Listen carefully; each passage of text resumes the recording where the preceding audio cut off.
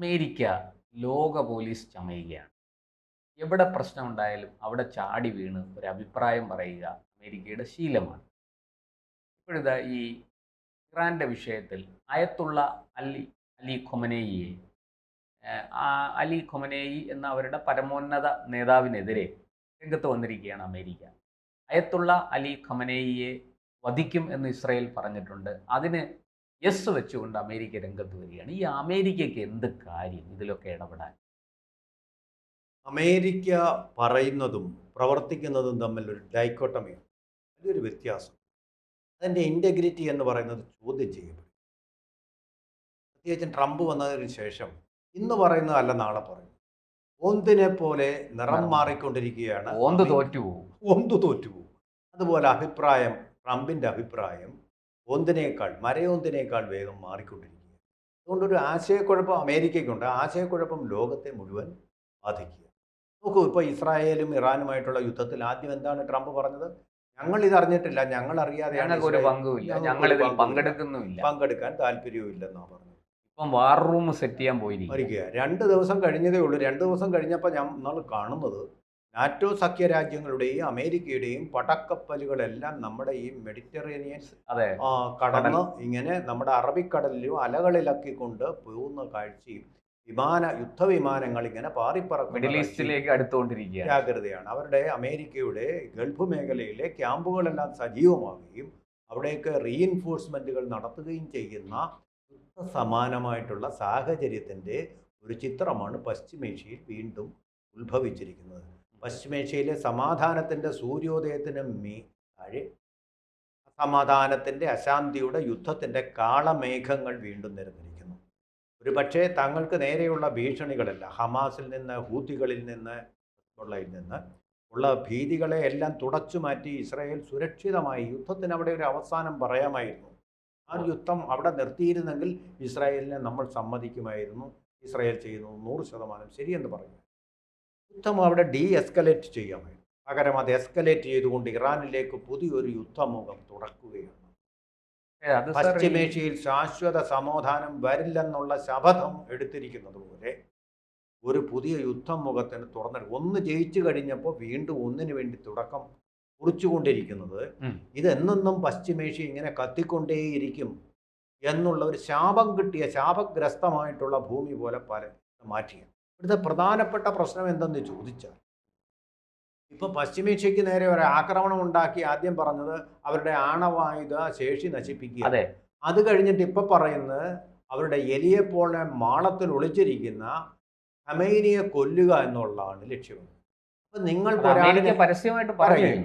അപ്പോൾ നിങ്ങൾക്ക് ഇപ്പോൾ സാധാരണഗതിയിൽ ലോകരാഷ്ട്രങ്ങളും ജനീവ കരാറും ഐക്യരാഷ്ട്രസഭയും പറയുന്നത് നിങ്ങളുടെ രാജ്യത്തേക്ക് ഒരു രാജ്യത്തിൻ്റെ സ്പോൺസേഡ് ആയിട്ടുള്ള ഭീകരാക്രമണം ഉണ്ടായാൽ നിങ്ങൾക്കത് ചെറുക്കാനുള്ള അവകാശമുണ്ട്. ഓപ്പറേഷൻ സിന്ദൂറിലൂടെയും അതിൻ്റെ നേരത്തെ മുന്നേ നടന്നിട്ടുള്ള സർജിക്കൽ സ്ട്രൈക്കുകളിലൂടെയും ഇന്ത്യ ചെയ്തത് അതാണ്. അതിൻ്റെ നിയമപരമായിട്ടുള്ള കാര്യം. പക്ഷേ ഇപ്പോൾ എന്താ ചെയ്യുന്നത്? നിങ്ങളുടെ നേരത്തെ ഇറാഖിൽ രാസായുധ പരീക്ഷണശാലയുണ്ട് എന്ന് പറഞ്ഞിട്ട് ആ രാജ്യത്തെ ആക്രമിച്ചു. അതിൻ്റെ ഭരണാധികാരിയെ വിചാരണ ചെയ്ത് സ്വയമായിട്ട് അമേരിക്ക അങ്ങ് തൂക്കിലേറ്റി. അമേരിക്ക എന്തുവാ, ലോക കോടതിയോ ലോക പോലീസോ? ഇതേ ചോദ്യം തന്നെ അമേരിക്കയുടെ ഒരു സൈനിക മേധാവിയോടെ ടൈംസ് നൗ ചോദിച്ചു. നിങ്ങൾ എന്തുകൊണ്ടാണ് ഉസാമ ബിൻ ലാദനെ ഒളിപ്പിക്കുകയും ഭീകരവാദത്തെ ഇറക്കുമതി ചെയ്യുകയും ചെയ്യുന്ന പാകിസ്ഥാനെതിരെ നടപടി സ്വീകരിക്കാതെ? അപ്പോൾ പറഞ്ഞത് we are not world police. അന്ന് പറഞ്ഞത്, ഒരാഴ്ച മുമ്പ് പറഞ്ഞത് ഇരട്ടത്താപ്പാണത്. വളരെ വ്യക്തമാണ്. ഒരാളിനോട് മൃദു സമീപനവും മറ്റൊരാളിനോട് വളരെ ക്രൂരമായ നിലപാടും. നോക്കൂ, ഇപ്പം ഐക്യരാഷ്ട്രസഭയ്ക്ക് പരമ്പരാഗതമായിട്ട് അമേരിക്ക കൊടുത്തിരുന്ന ഫണ്ടുകൾ മുഴുവൻ പിൻവലിച്ചു. അതെ. എന്നിട്ടിപ്പോ ഐക്യരാഷ്ട്ര സഭയ്ക്ക് പോലും ഇല്ലാത്ത അധികാരങ്ങളെല്ലാം സ്വന്തം കയ്യിലെടുത്ത് വെച്ചിരിക്കുക. അതാണ് ഖമൈനിയെ കൊല്ലൂ എന്ന് പറയുന്നത്. ഒരു സ്വതന്ത്ര പരമാധികാര റിപ്പബ്ലിക്കിന്റെ തലവനെ കൊല്ലാൻ നിങ്ങൾക്ക് ആരാ അധികാരം തിട്ടൂരം തന്നിട്ടുള്ളത്? ആരാണ് തന്നിട്ടുള്ളത്? അത് ഭീകരവാദമല്ലേ? മറ്റൊരു രാഷ്ട്രത്തിന്റെ തലവനെ കൊല്ലുക എന്ന് പറയുന്നത് ഭീകരവാദമാണ്. അങ്ങനെ കൊല്ലുന്നത് നിങ്ങൾ ഭീകരവാദം ചെയ്യുകയാണ്. യുദ്ധം പ്രഖ്യാപിച്ചിട്ടില്ലെന്ന് വരെ. യുദ്ധത്തിൽ ഞങ്ങൾ പങ്കാളികളല്ലാന്നാണ് അമേരിക്ക പറഞ്ഞത്. ഒരു രാഷ്ട്ര തലവനെ അദ്ദേഹം മാളത്തിൽ ഒളിച്ചിരിക്കുന്ന എലിയാണെന്നാണ് പരിഹസിക്കുന്നത്. നിങ്ങൾക്ക് എന്താ അധികാരം? അങ്ങനെയാണെങ്കിൽ ട്രംപിനെ കൊല്ലാൻ മറ്റു രാഷ്ട്രങ്ങളുടെ തലവന്മാർക്കും അധികാരമില്ലേ? ഇവിടെ ആണവായുധം ഉണ്ടാക്കുന്ന തെളിയിക്കപ്പെട്ടിട്ടുണ്ടോ? വിചാരണ ചെയ്യപ്പെട്ടിട്ടുണ്ടോ? ഇത് നിങ്ങളുടെ അസംഷൻ മാത്രമല്ലെന്ന് ഞങ്ങൾ എങ്ങനെ മനസ്സിലാക്കും? സാധാരണ പൗരന്മാരെ, ഞങ്ങൾക്ക് ചാരനേത്രങ്ങളൊന്നുമില്ല. ഇന്റലിജൻസ് ഏജൻസികളും ഞങ്ങളുടെ മുമ്പിൽ ആ വസ്തുത തെളിയിക്കണം. ലോക ജനതയുടെ മുമ്പിൽ തെളിയിക്കണം. തെളിവുകൾ സമർപ്പിക്കും.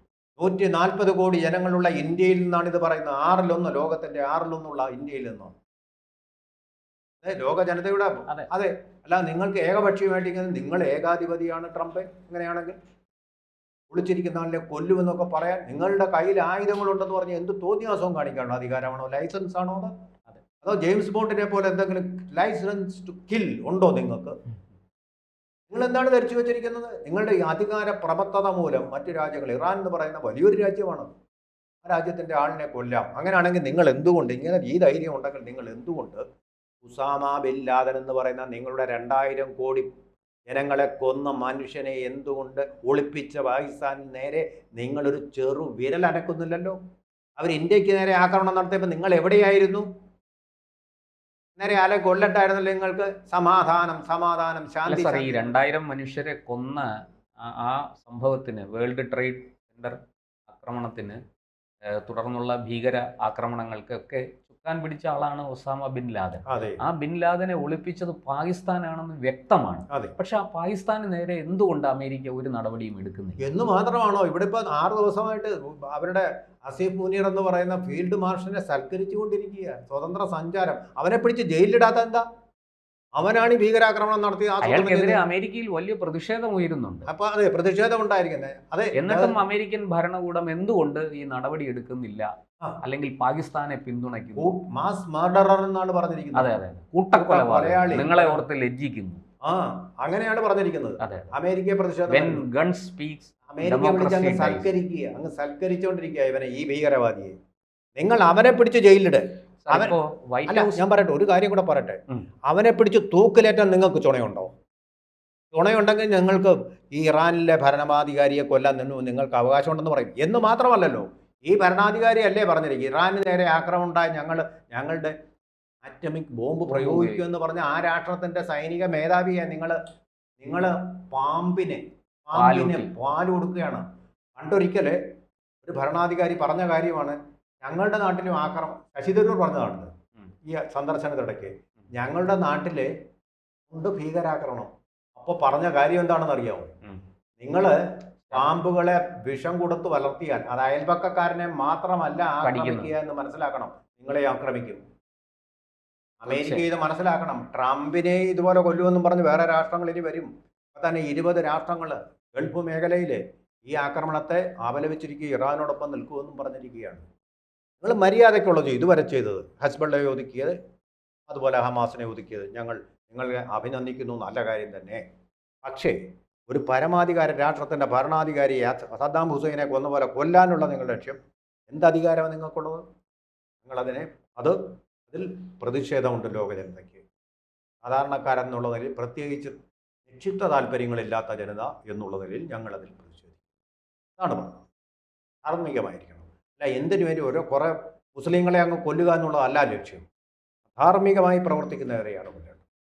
അവരെയാണ്, അത് ആരായാലും, ഏത് മതത്തിൽപ്പെട്ടവരായാലും അവരെ വിചാരണ ചെയ്ത്, തെളിവ് സഹിതം വിചാരണ ചെയ്ത് കുറ്റം തെളിയിച്ച് കൊല്ലണം. സദ്ദാം ഹുസൈനെ ചെയ്തത് മഹാപാപമായി പോയി. അവിടെ പരിശോധിച്ച് കഴിഞ്ഞാൽ രാസായുധത്തിൻ്റെ ഒരു പൊടി പോലും കണ്ടിട്ടില്ല. ഒരു തെളിവുമില്ലാതാണ് ആ മനുഷ്യനെ കൊന്നത്. കുറച്ചൊക്കെ സമാധാനം ഉണ്ടാക്കാൻ പര്യാപ്തനായിട്ടുള്ള ഒരു മനുഷ്യനാണ്. ഗൾഫ് രാജ്യങ്ങളുടെ വേറെ ആണ്. കാരണം അവർക്കുള്ളത് നാഷണൽ ഫ്ലാഗ് ഓഫ് എത്നിസിറ്റീസ് ആണ്, നാഷണൽ ഫ്ലാഗ് ഓഫ് ട്രൈബ്സ് ആണ്. അവരുടെ രീതികൾ വേറെയാണ്, ശൈലികൾ വേറെയാണ്. ഇവിടെ ശക്തനായ ഭരണാധികാരി ഉണ്ടെങ്കിൽ മാത്രമേ അവരെ പിടിച്ച് അച്ചടക്കമുള്ളവരായിട്ട് നിർത്താൻ പറ്റൂ. അതാണ് അതിൻ്റെ ശാസ്ത്രം. കൾച്ചേർഡും സിവിലൈസ്ഡും അല്ല, ഗോത്ര വിഭാഗങ്ങളുടെ സംസ്കാരമാണ്. ഇവിടെ ഒരു ശക്തനായ ഭരണാധികാരി വേണം. അങ്ങനെ ഒരു ആരായിരുന്നു? സദ്ദാം ഹുസൈൻ. അതാണ് അതിൻ്റെ പ്രസക്തി. അത് പോകട്ടെ. പക്ഷേ ഇനി വീണ്ടും ഒരു സദ്ദാം ഹുസൈനാക്കി ഖൊമൈനിയെ മാറ്റുന്നത് നാളെ നിങ്ങൾക്ക് നേരെയും വരാം. ഇതുപോലുള്ള അത് ലോകക്രമത്തെ മാറ്റിമറിക്കലാണ്. അത് നിങ്ങൾക്കും അപകടം. അമേരിക്ക ലോക പോലീസ് ചമയണ്ട. ആരും അംഗീകരിച്ചിട്ടില്ലല്ലോ.